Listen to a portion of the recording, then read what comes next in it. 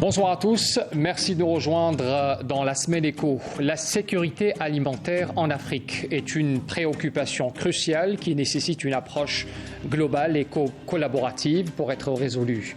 Alors que le continent regorge de ressources naturelles et de terres fertiles, de nombreux défis persistent tels que le changement climatique, les conflits, la pauvreté également et les inégalités sociales qui compromettent l'accès des populations à une alimentation adéquate.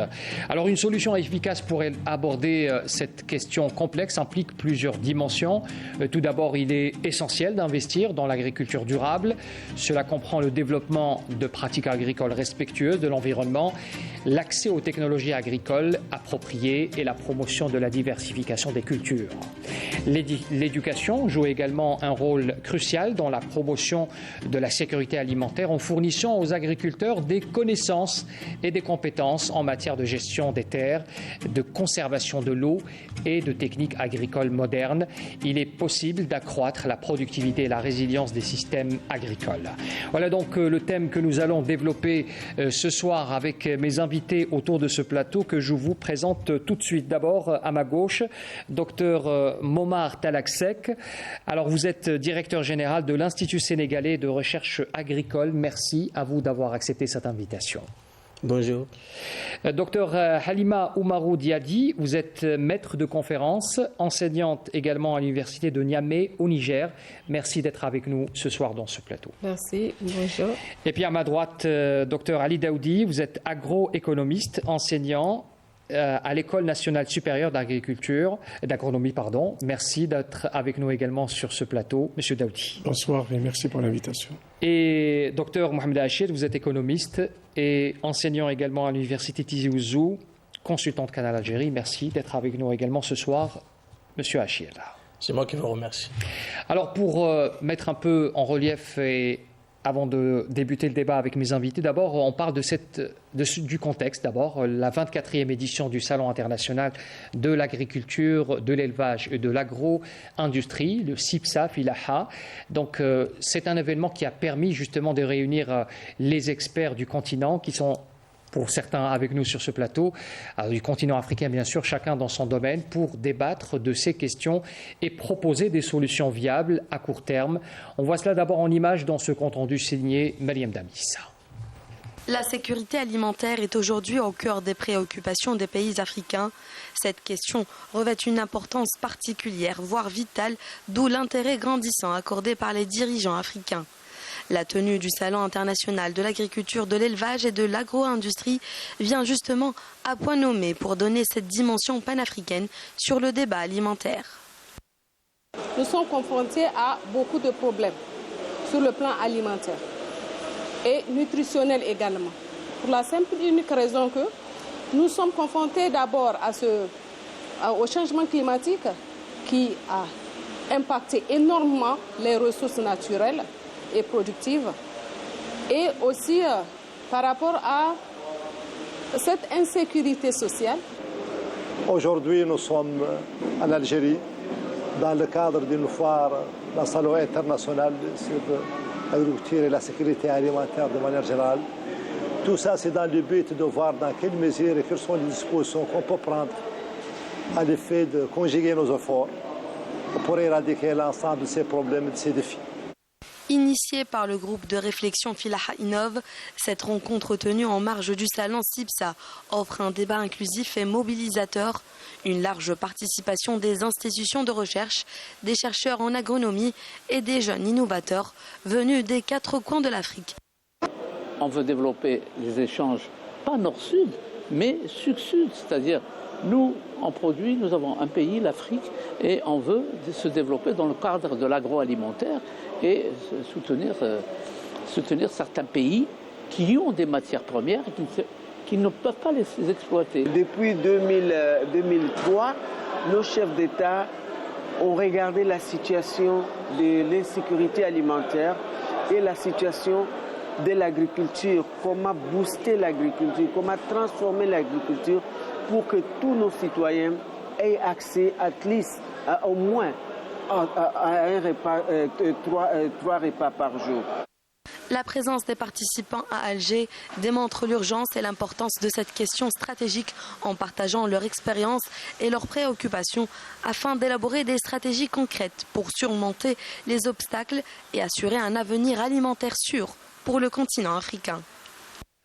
Le débat africain sur l'alimentation, donc c'est l'événement qui a marqué donc cette journée, cette première journée, plutôt cette deuxième journée, puisque l'événement avait débuté hier. L'initiative de Fila Hainov en collaboration avec l'Institut sénégalais de la recherche agricole. Alors justement, je vous pose la question d'avoir avec vous, docteur Momar Talasek. Est-ce que c'est un événement pour vous qui est important au point de sortir avec des conclusions concrètes et peut-être initier une idée pour certains pays africains et peut-être pour tout le continent africain, l'intérêt de se réunir et de pouvoir discuter des questions qui concernent justement le continent? Merci beaucoup. Et permettez-moi d'abord de remercier le président du GRFI et toute son équipe de nous avoir conviés à l'organisation de ce premier débat panafricain sur la question alimentaire. Et je me souviens, c'est un 5 décembre 2023 que le président est passé à Dakar pour qu'on puisse échanger par rapport à l'implication de l'Institut sénégalais de recherche agricole. Et la question de souveraineté, de sécurité, d'autosuffisance alimentaire est un débat qui date de plusieurs décennies. Et nous constatons que jusqu'à présent, nous n'avons pas de solution, même si on veut booster l'agriculture. Si on se rappelle de l'accord de Malabo où on demandait à tous les pays de prendre 10% de leur budget national qu'on doit mettre au niveau de l'agriculture, ce qui n'est pas encore le cas.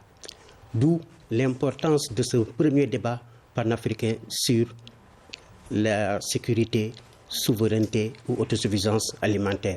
Et on se félicite des 2 jours de débat, avec des présentations de haute facture qui vont dans le sens de montrer que l'Afrique a d'énormes potentialités pour pouvoir subvenir à ses besoins. On entendait justement, docteur, pardonnez-moi, on entendait régulièrement les interventions qui venaient l'une après l'autre pour parler des potentialités du continent africain et on mesure l'importance de ces potentialités. L'enjeu aujourd'hui, est-ce que c'est canaliser, comment exploiter ces potentialités? Est-ce qu'on continue à aller dans ce sens de comment canaliser et comment exploiter de manière efficace? Nous ne devons plus aller seuls. Justement. Considérons l'Afrique comme un pays pour qu'on puisse mutualiser ce que nous avons. Le diagnostic est fait. Nous connaissons nos contraintes, nous connaissons nos problèmes, mais aussi nous avons les solutions. Les solutions, la recherche est là, avec beaucoup de résultats, avec la mise en place d'innovations, des connaissances qu'il faudrait maintenant mettre à l'échelle, à travers une synergie d'action, en rompant les barrières qui existent. Des solutions dans plusieurs domaines. Quand nous parlons de l'agriculture, avec le grand A qui met en exergue aussi bien l'agriculture avec les productions végétales, les productions animales, les productions halieutiques, les productions forestières. D'importants résultats sont obtenus dans ces différents domaines. Il s'agira maintenant de voir comment en synergie mettre les expertises pour qu'on puisse aller ensemble et trouver des solutions au niveau donc de chaque pays. Les solutions existantes dans un pays, il est fort louable qu'on puisse procéder à une transposition de ces résultats pour d'autres pays et je pense qu'ensemble nous pourrons y arriver. Alors, je poserai la question aussi au docteur Halima Oumarou Diadi. Alors, vous êtes maître de conférence à l'université de Niamey, au Niger. L'implication de la recherche, elle est stratégique, elle est essentielle dans un domaine aussi important que la sécurité alimentaire. Merci pour cette opportunité. Donc, la recherche, comme venait de dire le DG de l'ISRA, elle contribue énormément à booster effectivement la sécurité alimentaire et nutritionnelle. Donc, les chercheurs développent en fait vraiment des connaissances, des stratégies innovantes que les producteurs peuvent accepter. Parce que le problème, c'est là. Détacher quelqu'un du quotidien qu'il est en train de faire, ce n'est pas facile. Parce que les chercheurs, parfois, sont aussi confrontés à cette forme de résistance, peut-être. Cette forme de résistance. Et là, il faudrait aussi que les chercheurs intègrent une très bonne approche. Et c'est ce que vous faites dans votre travail?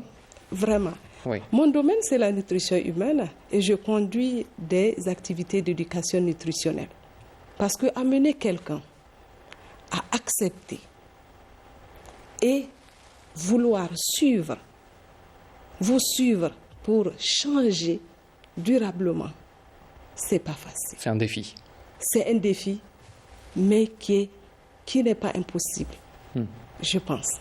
Donc d'abord, il faut faire un travail sur les mentalités peut-être et aller vers un travail de recherche adapté justement aux priorités locales. Aux priorités locales. Monsieur Ali Daoudi, je vous pose la question. Vous êtes également dans le domaine de l'agronomie et de la recherche également. En Algérie, beaucoup de progrès ont été faits dans ce domaine justement. On a vu quelques résultats spectaculaire depuis quelques années, notamment en matière de production de blé.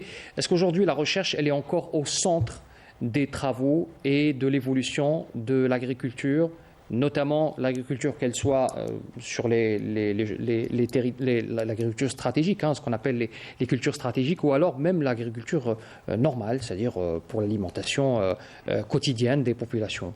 Avant de répondre à votre question, permettez-moi d'abord de revenir sur le contexte, parce que lui-même, cette rencontre africaine qui débat de la question de la sécurité alimentaire est en soi une avancée, de mon point de vue, parce que jusqu'à aujourd'hui, la question de la sécurité alimentaire était abordée par chacun des pays à l'intérieur de ses frontières. Et nous avons touché les limites de cette façon de faire.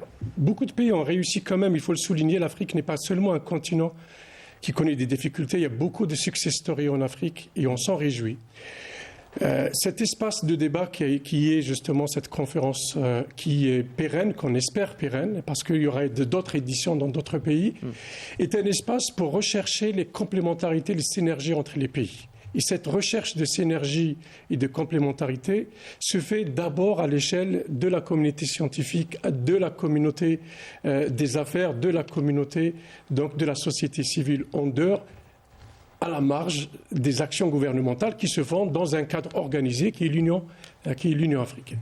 Et donc, ces complémentarités que ce type de conférence recherche, c'est des complémentarités qui peuvent se baser à plusieurs échelles. D'abord, apprendre les uns des autres. Certains pays ont réussi dans certains domaines que d'autres n'ont pas encore réussi à maîtriser. Cet échange d'expériences nous fera gagner du temps à certains pays. Donc il y a cet échange d'expériences et sur les success stories, les bonnes pratiques. Deuxième élément, c'est la recherche de complémentarité entre pays. Nous sommes en train de dire que l'Afrique a beaucoup de ressources, beaucoup de moyens, beaucoup de contraintes aussi, mais les ressources ne sont pas réparties de la même manière partout dans tous les pays et les pays ont des spécificités. Le continent africain c'est un continent très diversifié et très riche en disparités. Et donc, ces complémentarités entre pays ont besoin d'être discutées, recherchées. L'Algérie importe des produits qui peuvent être produits et qui sont déjà excédentaires dans des pays voisins.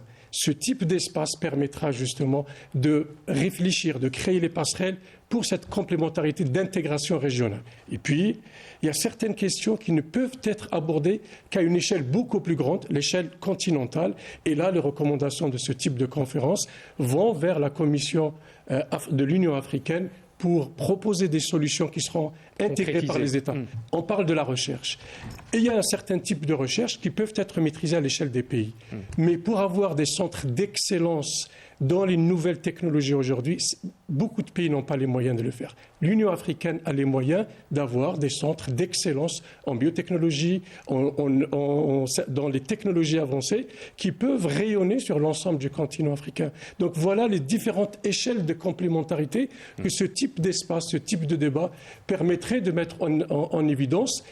Et donc, c'est tout le challenge de ce type de conférence, c'est justement de réfléchir, d'ouvrir le champ de réflexion à des espaces qu'on n'a pas l'habitude, auxquels on n'a pas l'habitude d'aller pour imaginer des solutions innovantes, pertinentes, complémentaires et de la synergie entre les différents pays africains. Merci pour cette précision. Je reviendrai sur la question que je vous ai posée tout à l'heure sur justement les avancées qui ont été... Aujourd'hui, l'Algérie est dans une démarche aussi de partage d'expérience dans le domaine du développement agricole. Vous qui êtes justement enseignant dans un domaine de recherche en agronomie, comment vous êtes en train d'observer cette évolution ces dernières années? Alors, en Algérie, effectivement, ces dernières années, il y a une politique agricole qui est très volontariste, politique publique agricole volontariste, qui met les moyens et qui oriente l'effort de l'État dans des stratégies, sur des options qui sont clairement définies, et ça permet de voir des résultats. Donc, on est en train de voir les résultats d'une politique clairvoyante qui fixe les objectifs et qui mobilise les moyens. La recherche, dans cet effort-là, elle est mobilisée, elle essaye de contribuer. Il y a encore beaucoup de choses à faire.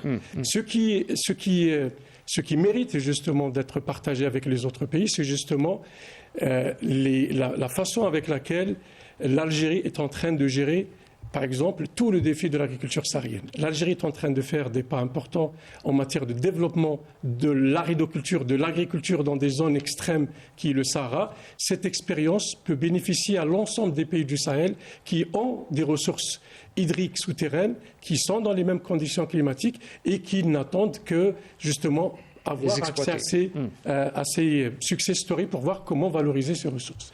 Mohamed Achir, je voudrais poser la question aussi sur ce besoin d'être indépendant, cet aspect de souveraineté alimentaire. L'Algérie a fait le choix de développer les cultures stratégiques. Le Sénégal aussi avait prédit une réduction drastique en matière d'importation de blé, 40%, qui ont été annoncés ces derniers mois. Les pays africains, est-ce qu'il y a cet éveil de conscience justement en matière de sécurité alimentaire? Il faut produire ce que nous mangeons. Est-ce que c'est ça le message? Effectivement, donc, surtout depuis la pandémie de la Covid-19 qui a perturbé les chaînes d'approvisionnement mondiales, suivi après par le conflit russo-ukrainien qui a créé aussi un grand problème par rapport à l'approvisionnement en céréales. Et cela, certainement, a interpellé un peu la conscience d'abord des populations dans tous les pays du monde. C'est un électrochoc. Pas seulement en Afrique, y compris les pays développés, industrialisés. Mais ça a redoublé d'efforts en termes de politique volontariste, comme il vient d'être souligné par le Dr Daoudi, donc par rapport à cette nécessité d'avoir des autonomies stratégiques. Et l'autonomie stratégique la plus importante, il faut commencer justement par cette sécurité alimentaire, et bien sûr après la sécurité sanitaire aussi, qui est l'une des autonomies stratégiques qui a occupé un peu la scène depuis ces deux chocs. C'est des chocs qui ont frappé les économies mondiales.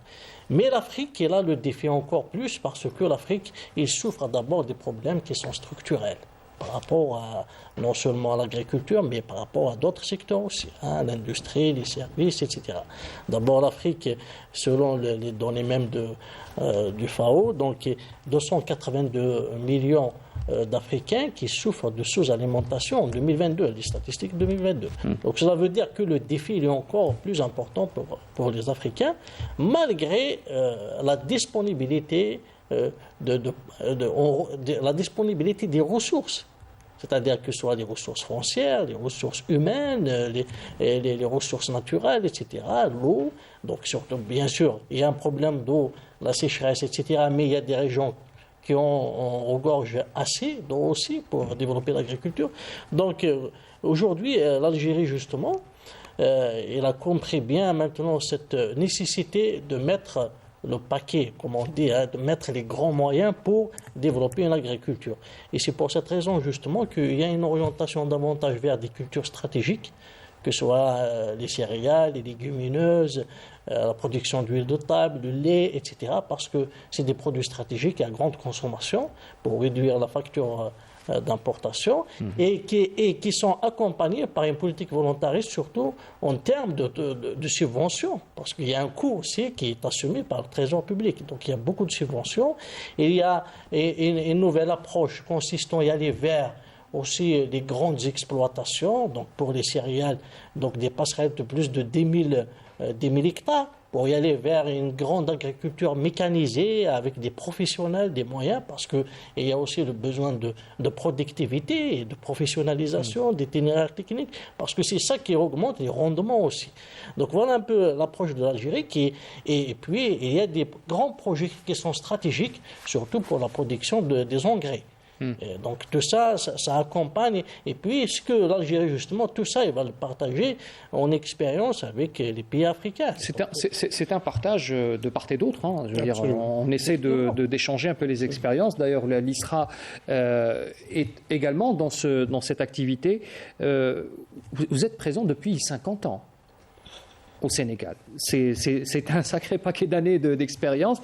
Quel est le rôle de l'ISRA aujourd'hui en matière d'échange, notamment avec les pays, le travail qui est fait au niveau du Sénégal, mais aussi l'échange avec d'autres pays? Comment se profile votre mission? Tout d'abord, l'ISRA est un établissement public à caractère scientifique et technologique qui a été créé depuis 1974 et nous allons célébrer sous peu, Inch'Allah, les 50 ans de l'ISRA. En novembre prochain. En novembre prochain. Et qui va coïncider même avec nous, ce qu'on appelle notre conseil scientifique et technique, qui valide les programmes scientifiques au niveau de l'Institut chaque année, à travers des experts qui nous viennent aussi bien du territoire national que de l'étranger. Et l'ISRA a cette mission de générer des connaissances, des innovations technologiques dans 5 domaines.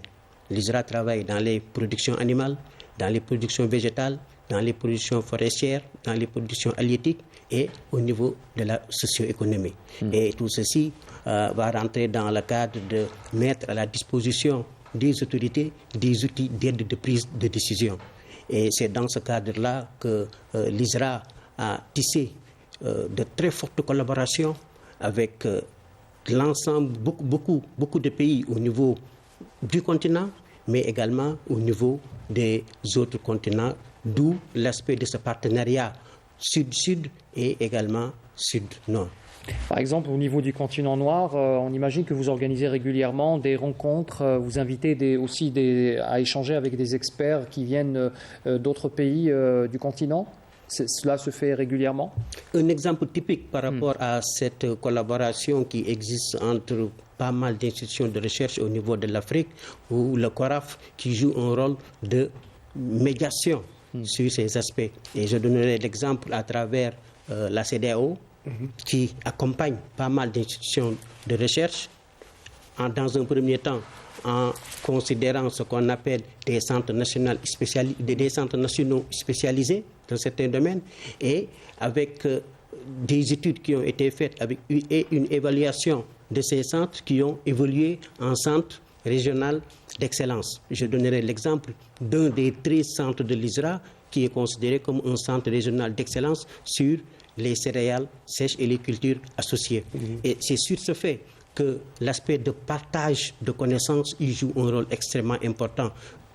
2 ou 3 exemples par rapport à ces aspects, c'est la création de variétés climato-intelligentes pour faire face à ces changements climatiques, mais aussi une réadaptation des cartes variétales. C'est des éléments que d'autres institutions de recherche peuvent transposer.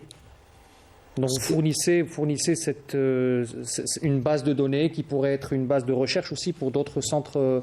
C'est cela un peu le principe?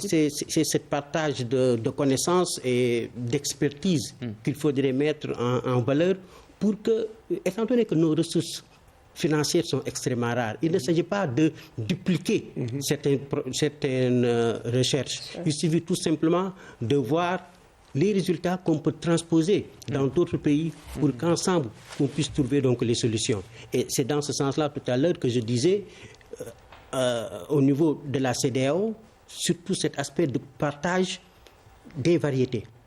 Et je pense que si nous mettons aussi l'accent sur ce partage d'échange de certaines variétés qui ont été créés et qui s'adaptent et qui résistent à certaines maladies, oui. on peut également faire de telle sorte que ces rendements puissent être donc boostés.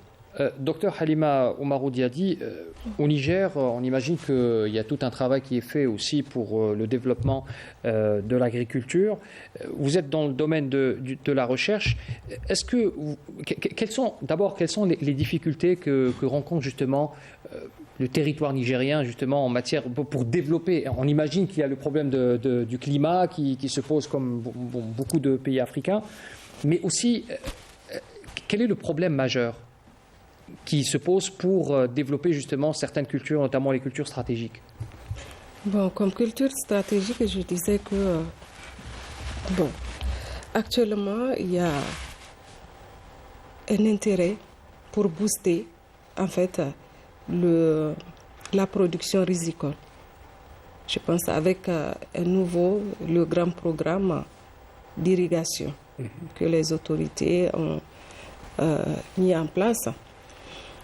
Et donc, il y a énormément de potentiel irrigable. Donc, c'est ce qui va être valorisé.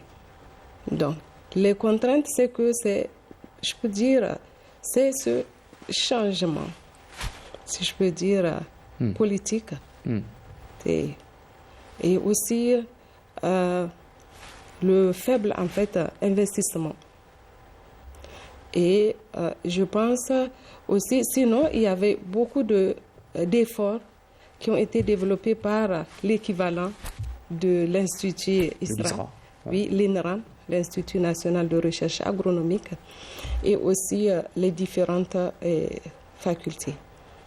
Donc, actuellement, c'est qu'il faut sortir les résultats qui sont dans les casiers et les valoriser. Et les mettre sur le terrain, les concrétiser. Faire la mise en œuvre. Vraiment, la problématique de l'eau, par exemple, docteur. La problématique de l'eau, c'est ce que je disais. On a vraiment la vallée du fleuve est là, mais pas tellement valorisée. Donc ça, c'est par rapport au potentiel irrigable. Maintenant, de l'autre côté, nous avons que 3 mois de saison pluvieuse et capricieuse aussi. Avec donc, les changements climatiques, on imagine que ce n'est pas régulier. Donc, voilà, on a des inondations et des poches de sécheresse un peu partout. Donc, et qu'est-ce qu'il faut? C'est toujours vers la recherche qu'il faut aller. On a des variétés, comme venait de dire le DG, qui peuvent prétendre, qui peuvent supporter en fait ces différentes caprices-là climatiques. Donc, et aussi, à part ça, c'est que, à part ce facteur limitant qui est l'eau, les 3 mois qui sont consacrés, c'est qu'on a aussi ce potentiel d'eau qui est là, qui peuvent être exploités, pas de surface, mais qui est là, une ressource à nous, qui est mal exploitée. Qui est mal exploitée pour aussi favoriser l'irrigation. Donc on peut produire les territoires irrigables. On peut produire sur toute l'année. Et donc ça fait partie des obstacles que rencontre notamment votre pays, le Niger. Monsieur Daoudi, je me retourne vers vous. La problématique du climat, elle se pose également chez nous. On a connu un épisode l'année dernière où le climat a provoqué quelques perturbations en matière de production céréalière. Aujourd'hui, est-ce que la solution, c'est seulement aller vers des cultures, comme disait le directeur général de l'ISRA, aller vers peut-être une recherche de cultures résistantes qui pourraient résister à ces changements climatiques, qui pourraient pérenniser justement une culture dans ce climat qu'on connaît aujourd'hui? Alors, il n'y a pas une seule réponse. Et c'est clair que chercher du matériel végétal adapté à ces nouvelles contraintes climatiques est une piste parmi les pistes sur lesquelles il faut travailler. La mobilisation de l'eau aussi est une autre piste. L'économie de l'eau aussi est une autre piste. Donc il y a beaucoup de pistes sur lesquelles il faut travailler en même temps. pour pouvoir justement relever le défi de l'adaptation au changement climatique. L'adaptation au changement climatique est le défi commun à toute l'Afrique. Pratiquement du nord au sud, il n'y a pratiquement aucune région, si ce n'est les tropiques, qui aujourd'hui échappe à cette contrainte.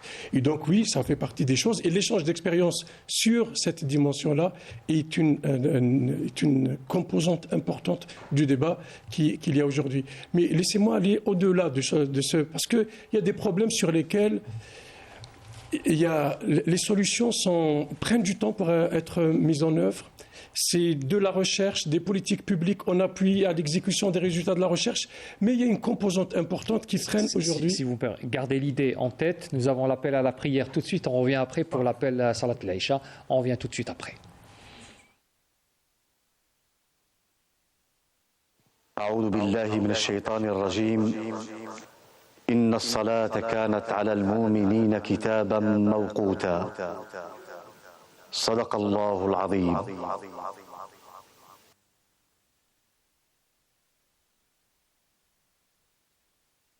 الله أكبر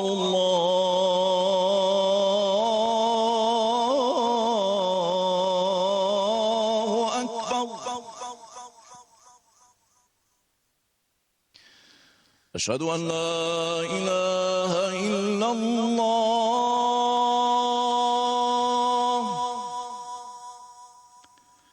أشهد أن لا إله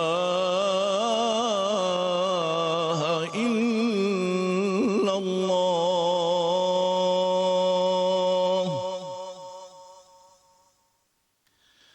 أشهد أن محمدا رسول الله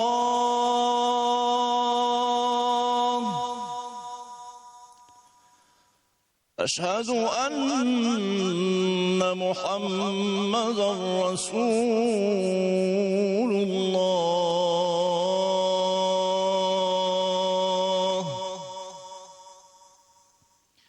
حي على الصلاة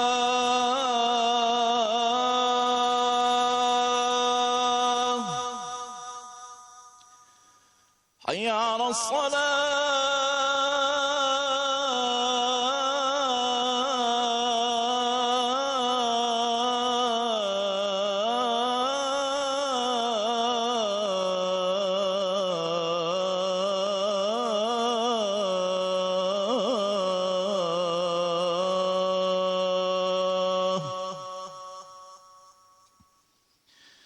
حي على الفلاح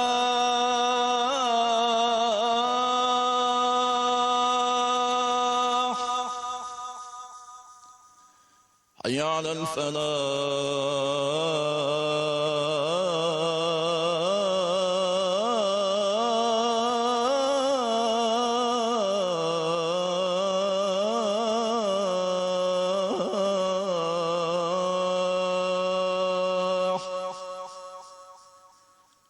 الله أكبر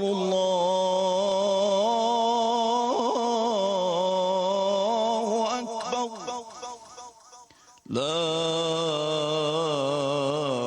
إله إلا الله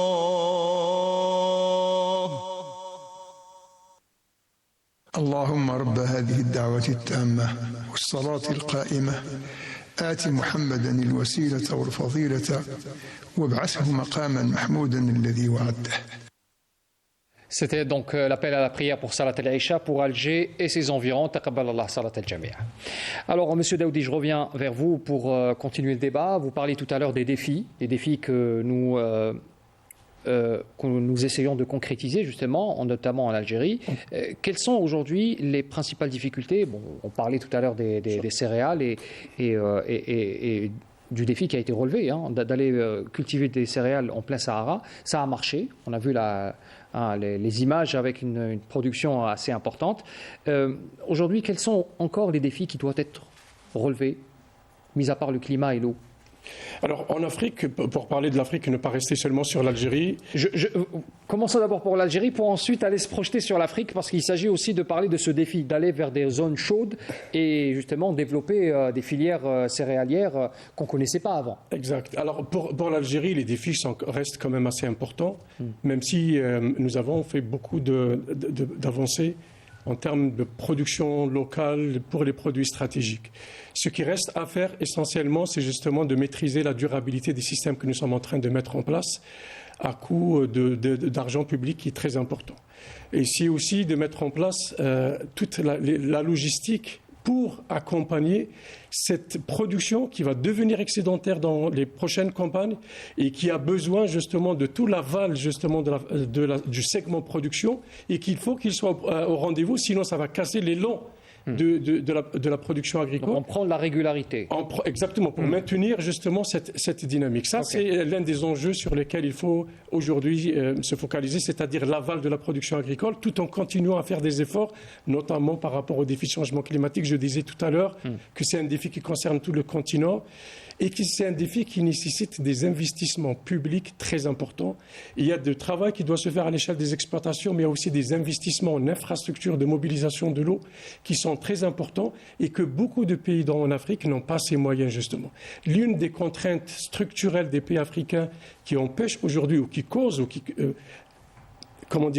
accentue la problématique de la sécurité alimentaire, c'est la problématique de l'endettement et des capacités financières de certains pays, d'où justement la nécessité de trouver des solutions qui permettent à ces pays de dépasser la contrainte financière qu'ils ont aujourd'hui. Et ça, c'est le rôle de l'Union africaine qui doit jouer le rôle de mobilisateur de fonds en faveur de ces pays. Vous parlez régulièrement de l'Union africaine. C'est une structure qui est centrale dans la fédération de l'action à l'échelle africaine. Regardons autour de nous, à travers le monde. Tous les pays qui se sont développés, l'Union européenne en face de nous, s'est développée grâce à une politique agricole commune. Il faut une politique de leading, c'est-à-dire il faut qu'il y ait une structure qui définit les priorités, qui mobilise les moyens et qui accompagne les pays qui sont en difficulté. L'une des contraintes majeures aujourd'hui des pays africains, c'est les zones, il y a des zones qui sont soumises fréquemment à des sécheresses et qui compromettent leur production et qui les soumettent à des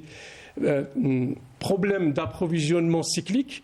Il faut qu'il y ait un dispositif africain sous l'égide de l'Union africaine d'accompagnement de ces pays qui souffrent, des pays ou des régions qui souffrent régulièrement de ces crises cycliques d'approvisionnement. Il y a aussi le problème de l'insécurité qui affecte certaines régions et qui font que l'Afrique aujourd'hui connaisse une augmentation de taux de problèmes de l'insécurité alimentaire, alors qu'on avait enregistré avant Covid une amélioration nette et on avançait vers les objectifs fixés par les Nations Unies pour l'Afrique. On est en train de voir un recul depuis la crise de Covid. Ça, ce sont des actions que seule l'Union africaine peut coordonner l'action africaine pour les mener. Mais le cercle de réflexion que Philaha Innov est en train de mettre en place en collaboration avec des partenaires comme l'ISRA permettent de produire des solutions nouvelles, innovantes, qui n'ont pas été pour l'instant soit évoquées, soit envisagées et écartées pour des difficultés de mise en œuvre qui aujourd'hui peuvent être discutées justement à l'échelle à la fois des experts mais aussi à l'échelle de la société civile, à l'échelle des entrepreneurs. On reviendra peut-être par la suite sur le rôle du secteur privé dont justement la dynamisation de l'agriculture africaine. Il y a émergence en Afrique aujourd'hui d'une catégorie d'agriculteurs qui sont de taille moyenne, qui produisent, qui innovent, qui créent de la croissance dans le secteur agricole. Il faut les promouvoir, il faut créer les conditions de circulation des biens et des capitaux entre les pays africains qui favoriseraient justement la consolidation de cette nouvelle classe d'agriculteurs de taille moyenne qui ont un ancrage territorial et qui permettent de produire au niveau des différentes régions du Je vous posais la question tout à l'heure sur votre insistance sur l'Union africaine comme étant le rôle leader. Il y a aussi le travail des organisations régionales. Tout à l'heure, on parlait d'ACEO comme étant une organisation régionale qui peut d'abord à son niveau donner quelques résultats pour ensuite aller vers un grand continent où il y a beaucoup de pays qui ont besoin aussi d'être coordonnés tous ensemble. Docteur Achir, la question que je vous pose également, c'est par rapport justement à ces choix, justement, le choix d'aller vers un partage. L'Algérie aujourd'hui partage son expérience, partage aussi quelques... on se souvient d'une quantité, enfin quelques tonnes d'engrais qui ont été envoyés notamment vers le Kenya pour soutenir l'agriculture locale. Il y a cette volonté aussi d'être présent aussi, d'aller aider et de développer ces régions. C'est très important pour... Oui. L'Algérie est très engagée dans le partenariat interafricain et dans la construction de la résilience africaine. Et elle s'est inscrite, elle était pionnière avec certains pays comme l'Afrique du Sud, dans le programme de NEPAD, par exemple, et d'autres programmes aussi. Et tout ça, ça vise parce que la question agricole, ce n'est pas une question, c'est-à-dire qu'on peut séparer ou dissocier des autres questions. Et on ne peut pas traiter l'agriculture sans les autres secteurs. Donc il y a la question de développement qui se pose. Si on prend par exemple maintenant, il y a un projet de l'Algérie, même en termes d'électrification, donc relié, c'est un projet récent d'équivalent de 2 milliards de dollars, qui va relier le nord au sud du pays en électricité et qui va servir aussi en perspective les pays subsahariens, sahélo-sahéliens. Donc, pourquoi ça, c'est un projet intégrateur qui va servir à l'agriculture. Pourquoi?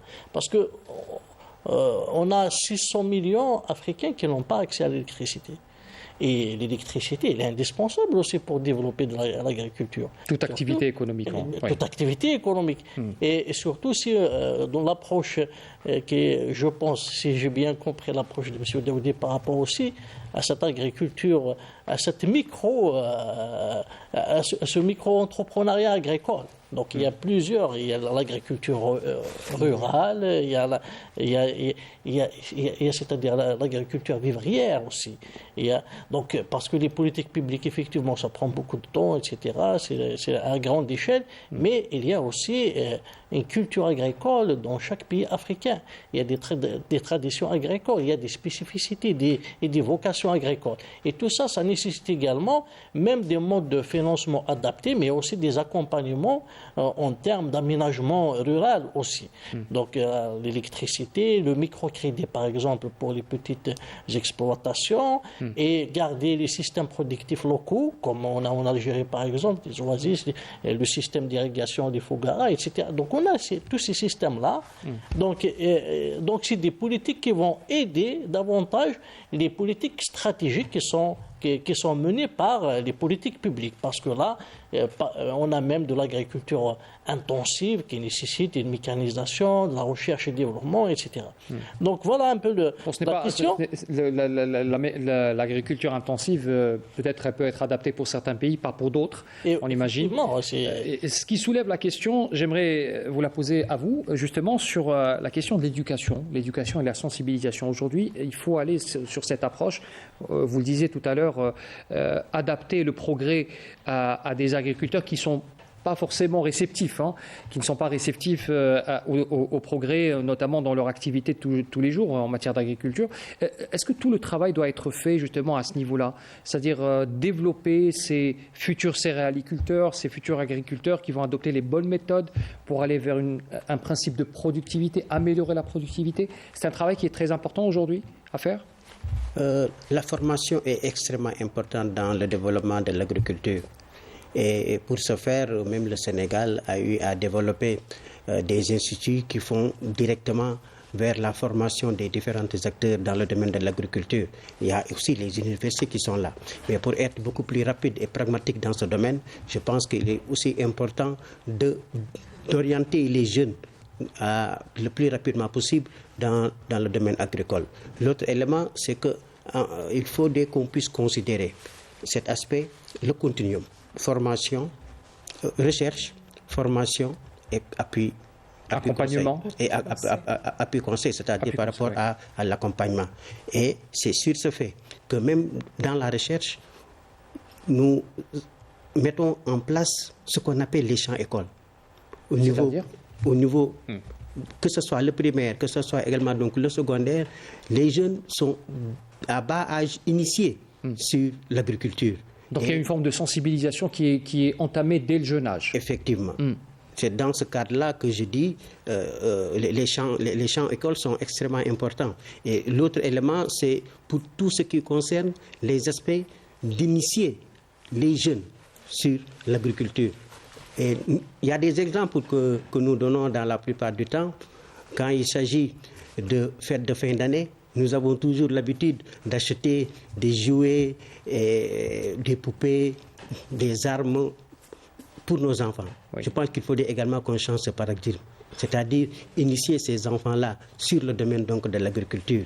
Et il y a des initiatives qui sont là au niveau donc du Sénégal pour que ces enfants-là s'inspirent dès à bas âge sur les aspects de la recherche. Est-ce que c'est déjà concrétisé sur le terrain? Est-ce que ce travail est concrétisé ou alors vous êtes toujours au stade de réflexion? Pour les champs écoles, c'est déjà en place. Et le retour, vous avez déjà un retour? Vous avez déjà, on imagine que c'est dans quelques années, quelques générations où ce travail va se concrétiser. Mais est-ce qu'aujourd'hui il y a cette réactivité aussi des Sénégalais, des parents aussi, voir leurs enfants initiés vers des domaines aussi qu'on n'a pas l'habitude aussi de voir à l'école? Aujourd'hui, c'est un impératif qui est bien accepté par la société?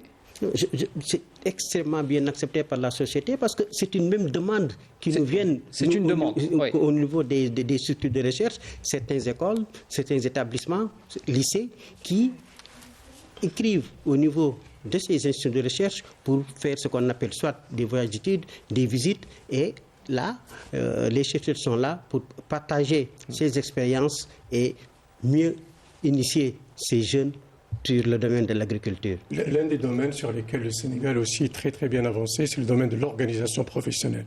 Ils ont une structuration des agriculteurs et des acteurs du milieu rural qui est très très bien structurée, très très bien encadrée et qui arrive à mettre en œuvre des programmes ensemble. C'est vraiment des choses sur lesquelles moi j'ai eu le privilège d'avoir travaillé avec des associations et des ONG au niveau du Sénégal. Franchement, c'est des acteurs qui ont du poids sur le terrain et qui font bouger les choses. Sur ça, on peut vraiment apprendre beaucoup de choses. Oui, c'est des organisations qui sont là. C'est tout un travail qui est fait au jour le jour. Effectivement.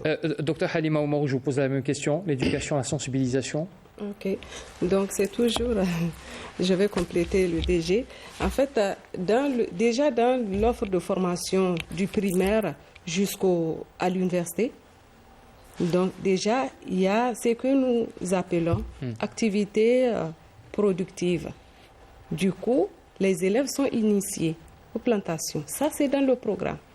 Il y a 1 heure ou 2 heures qui est dédiée à ça.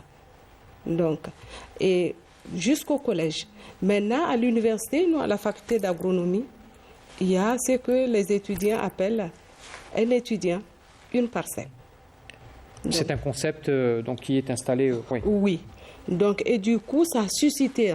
Les étudiants vont vers les centres incubateurs pour monter des projets par rapport à ça parce qu'ils ont vu en fait l'intérêt. Ils produisent, ils nous vendent leurs produits.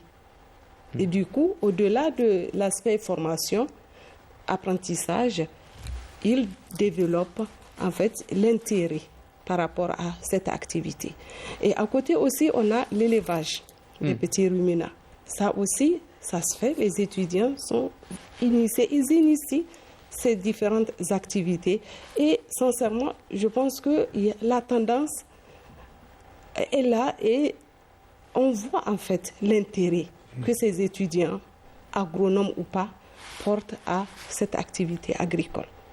Et donc, on imagine qu'au Niger, vous sentez le même engouement, vous qui êtes justement dans ce domaine-là. On essaye, bien sûr, de faire... C'est tout un travail qui est fait. Est-ce qu'aujourd'hui, vous considérez qu'il faut encore faire un effort? Est-ce que vous parliez tout à l'heure d'une instabilité passagère, on l'espère, mais aujourd'hui, le cap est justement tracé? Oui. On imagine, vous n'êtes pas seul, on imagine qu'il y a beaucoup de personnes qui partagent votre ambition de voir le Niger prospérer, notamment dans le domaine agricole. L'esprit est là et nous sommes convaincus. Très bien. que ça va aller. Du coup, vraiment, l'existant est là. Comme tout le monde l'a dit, vraiment, il y a quelque chose qui a été fait. Maintenant, continuer, valoriser. C'est de ne pas, en fait, qu'une rupture n'intervient pas. Par rapport à la formation des producteurs, il y a des initiatives comme la Maison du Paysan. Donc, il faut valoriser un peu partout à l'échelle du pays. Il y a la Maison du Paysan, là où ils ont des formations, ils ont aussi les intrants que eux-mêmes ils gèrent. Mais c'est que c'est des questions de durabilité, d'appropriation d'abord par la communauté. Et c'est ce qui conduit à la durabilité de l'activité. Vous parliez aussi des métiers de conseiller. Oui. Les conseillers, c'est très important de les avoir. Vous parliez d'une forme de rareté de conseillers. Vous parliez d'un ratio également par rapport aux habitants. Un conseiller pour 1000, si je me souviens bien. Oui, c'était le RECA, le réseau des chambres d'agriculture qui avait évoqué ça. Donc, du coup, ils ont trouvé des stratégies, comme elle l'avait annoncé ce matin. Et c'était ça, cette rareté, en fait, de conseillers agricoles, ça nous a interpellés. Et la faculté, pas plus tard que la semaine passée, le jeudi, vendredi, samedi, on était en atelier pour l'élaboration de certaines offres de formation. Et du coup, et ça aussi, c'est en fonction par rapport aux besoins. Et donc, c'est que parce que tout le monde, les experts ont été conviés, et donc la nécessité d'ouvrir au moins une licence en appui conseil agricole a été évoquée. Donc, on est sur le processus d'élaboration de cette offre de formation. Très bien. Les métiers, on a beaucoup d'ingénieurs agronomes, hein, mais on parle de la rareté des techniciens sur le terrain. Est-ce qu'aujourd'hui, c'est une problématique qui doit être revue ? Absolument. D'ailleurs, la Chambre d'agriculture nationale évoque souvent ce problème et elle a des ambitions, des projets ambitieux en termes de reprise en main justement de ce manque, de ce segment qui manque à notre système de formation globale en faveur du secteur agricole. Effectivement, nous avons un système universitaire qui est très bien étoffé. Par contre, la formation des techniciens et des techniciens supérieurs, c'est un maillon qui aujourd'hui, il y a bien sûr le ministère de la formation professionnelle qui forme dans ce sens, mais pas assez, pas pour tous les profils ou sur tous les métiers du secteur agricole. Vous espérez peut-être aller vers une formation universitaire qui serait plus adaptée peut-être ? Ou des formations professionnalisantes, pas nécessairement universitaires, mais une formation sous l'égide de la Chambre d'agriculture et qui prépare justement aux différents métiers de l'agriculture. Ce n'est pas nécessairement un segment qui doit relever de l'université. Achète un dernier mot, parce que nous arrivons vraiment à la fin de l'émission. Ça passe très très vite, on est déjà à 52 minutes. Oui, la formation, c'est fondamental pour l'itinéraire technique. Et surtout, c'est-à-dire même les formations à la carte. C'est-à-dire destinées directement pour accompagner des agriculteurs dans c'est-à-dire des spécialités données. Donc, il faut former. Si on prend par exemple le cas de l'Algérie, effectivement, en termes d'ingénieurs agronomes, etc., je pense qu'il y a une formation. Mais à un certain moment, je pense les années 70, les années 80, l'Algérie a formé assez aussi en techniciens supérieurs, en techniciens agricoles. Mais après, il y a un recul par rapport à cette formation. Donc il faut une formation de masse par rapport à ces techniciens parce qu'ils vont accompagner, ils sont dans la proximité, c'est-à-dire la proximité pour accompagner les agriculteurs. Très bien. Alors, on va terminer l'émission sur le prochain rendez-vous, ça sera l'année prochaine. Exactement, l'année prochaine. Peut-être pas l'année prochaine, cette même année, en octobre. Est-ce qu'on peut avoir l'exclusivité, hein, peut-être qu'on sera avec vous, hein, on ne sait pas. Hein. Ça sera donc quel mois, peut-être, pour être... Oui, il est prévu d'organiser le deuxième débat panafricain sur la question alimentaire au Sénégal en fin octobre. Fin octobre prochain. Et qui coïncidera avec la célébration des 50 ans de l'Institut sénégalais de recherche agricole. Et je pense que l'Afrique a d'énormes potentialités. Nous pensons que si nous parvenons à être solidaires sur la connaissance, partager les innovations technologiques, nous pouvons y parvenir. Et l'autre élément, c'est qu'il s'agira aussi de mettre en place une gouvernance au niveau de ce débat panafricain pour avoir une durabilité.